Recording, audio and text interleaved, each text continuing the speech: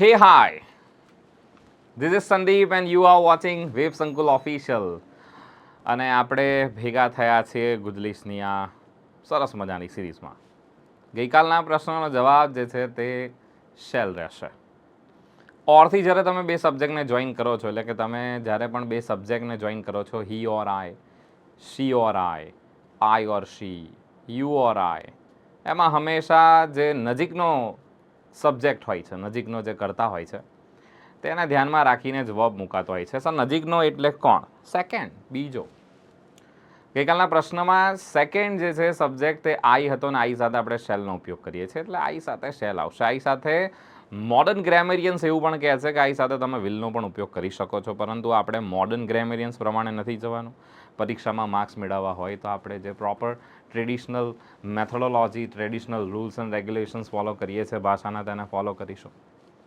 બોલચાલની ભાષામાં વસ્તુ જુદી છે કે આઈ સાથે વિલ અને આઈ સાથે શેલનો બંનેનો યુઝ થઈ શકતો હોય છે. મેં નકારી નથી રહ્યો આ વાતને, પરંતુ જવાબની દ્રષ્ટિએ તમારે શેલ જે છે લખવાનું રહેશે. આજના સેશનમાં ખાસ શું રહેશે? આઈ હોપ તમે લાસ્ટ સેશન જે છે તે માણ્યો હશે ને તમને એવું ફીલ થયું હશે કે સર યસ 25th એપિસોડ પછી કંઈક નવું થઈ રહ્યું છે. અને 26મા એપિસોડ પછી આપણે એક નવી સિરીઝ ચાલુ કરી છે. નામ ગુજલીશ જ રહેશે, પરંતુ મેજિકલ સિરીઝનો એપિસોડ નંબર 1 તમે કમ્પ્લીટ કરીને મેજિકલ સિરીઝનો એપિસોડ નંબર 2 ભણી રહ્યા છો, જેની અંદર તમે બહુ મેજિકલ જે છે એવા પ્રકારના રૂલ્સ જોવાના છો. મેં તમને કીધું હતું એમાં ભાષા છે, અને ભાષા જે છે તે ભણવાની ના હોય, ભાષાને શીખવાની હોય, માણવાની હોય. So enjoy this journey and let's start our today session. શરૂ કરતાં પહેલાં એક નાનકડી અનાઉન્સમેન્ટ કરી દઉં છું. I have an announcement for you. તમે બધા જાણો છો કે તે રીતે જેટલા લોકો આમાંથી પ્રિપેરેશન કરી રહ્યા છે કોઈને કોઈ સ્પર્ધાત્મક પરીક્ષાની, એ લોકો જો સ્પર્ધાત્મક પરીક્ષામાં સમયપત્ર નથી બનતું, ટાઈમ ટેબલ વગેરે નથી બનતું, જે લોકો પીએસઆઈ કે કોન્સ્ટેબલની પ્રિપેરેશન કરવા માંગે છે અને એક સિસ્ટમેટિક મેનરમાં કરવા માંગે છે, યસ, તમે એક પરફેક્ટ એક એવા પ્લેટફોર્મ પર જોડાયા છો કે યસ, તમારી માટે એક સરસ મજાનો કોર્સ જે છે વેબસંકુલ ઓફિશિયલે ડિઝાઇન કર્યો છે, અને આ કોર્સનું નામ છે પ્લાનર.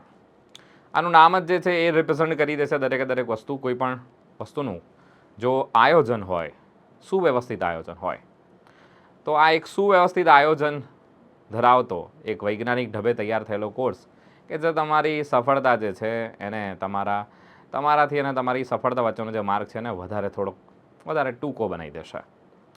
સો આ સાથે જ જે છે તમે બધી માહિતી સ્ક્રીન પર જોઈ રહ્યા છો તે મુજબ આનો જે લાસ્ટ ડેટ છે આની ઓફરની તે 30th એપ્રિલ રહેશે. 30મી એપ્રિલ સુધી આ ઓફર જે છે વેલિડ છે. તમને કોઈ ક્વેરી છે, કોઈ ક્વેશ્ચન છે, you can contact on this numbers. Let's see. તમે ઘણી વખત લોકોને આવું કહેતા સાંભળ્યું છે, I am going to home, I am going to home, I am going to office, I am going to work, I am going to. અરે ભાઈ,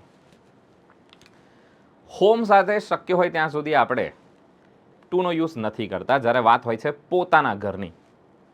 તમે જ્યારે પોતાના ઘરે જઈ રહ્યા છો એટલે હોમ શબ્દ તમે કોના માટે વાપરો છો? બીજાના ઘર માટે હોમ શબ્દ વાપરશો? આઈ am going home?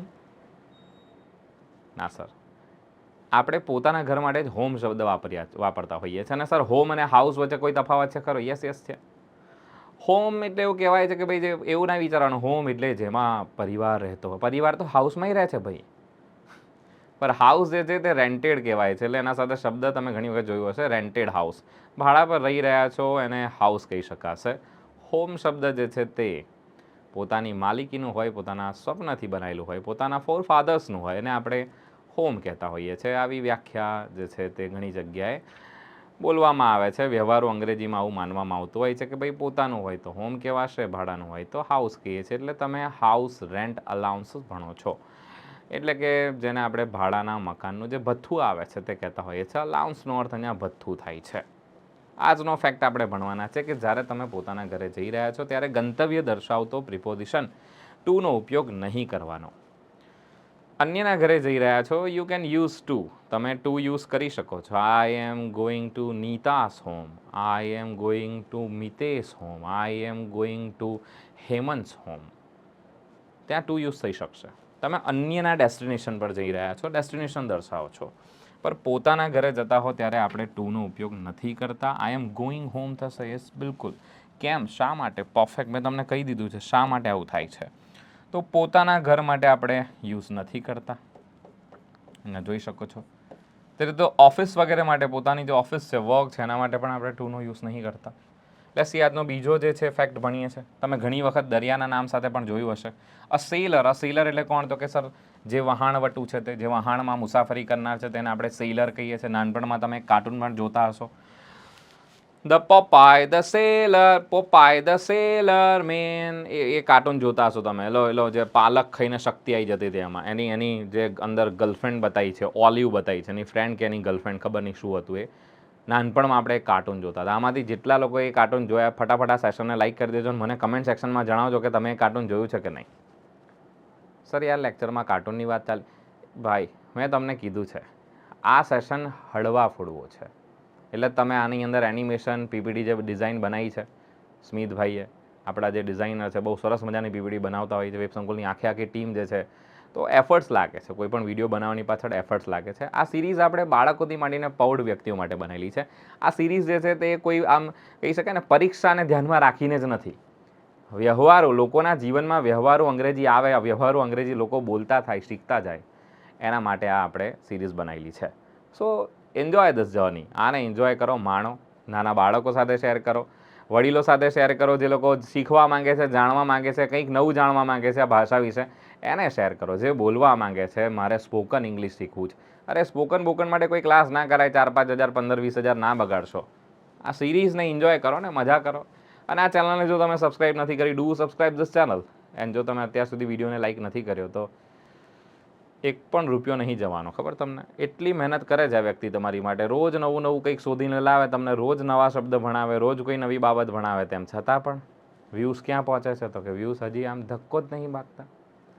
So I hope તમે મારી આ વિનંતી જે છે એને ધ્યાને લેશો અને આને ખાસ કરીને બાળકો સુધી, વેકેશનમાં બાળકોને આવું બધું શીખવાડો, ભણાવો. વેકેશનમાં બાળકોને ગેજેટ્સ વગેરેની અંદર ગેમ વગેરે રમતા કે ઇન્સ્ટાગ્રામમાં રીલો જોતા ના કરો. એટલીસ્ટ એમને એક એવું ક્વોલિટી કન્ટેન્ટ બતાવો કે જેથી એના માનસમાં પણ વિકાસ થાય, એના માનસનો વિકાસ થાય, એના બુદ્ધિ ક્ષમતાનો વિકાસ થાય, વૃદ્ધિ થાય.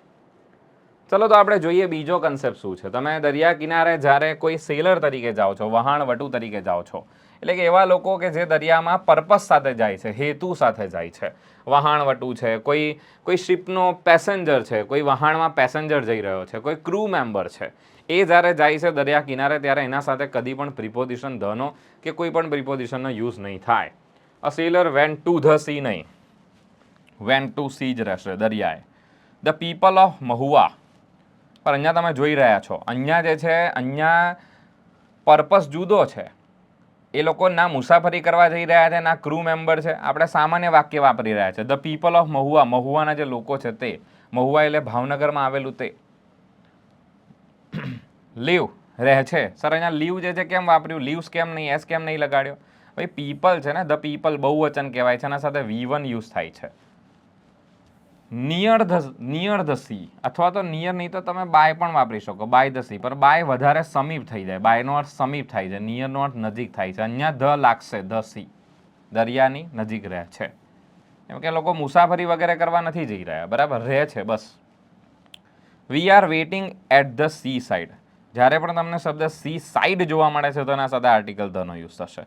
અમે દરિયાની કિનારે, એમ દરિયાના કિનારે તો આપણે સીશોર કહીએ છીએ. આની કવિતા પણ તમે નાનપણમાં ભણી ગયા હશો, GCRT વાળા જેટલા પણ લોકો હશે. સીશોર, દરિયા કિનારો આપણે કહેતા હોઈએ છીએ. દરિયા કિનારે પછી આપણે રેતી બેતીમાં મસ્ત આમ ઘર વગેરે બનાવીએ છીએ. તો સી સાઇડ હશે તો આર્ટિકલ ધનો યુઝ થાય છે.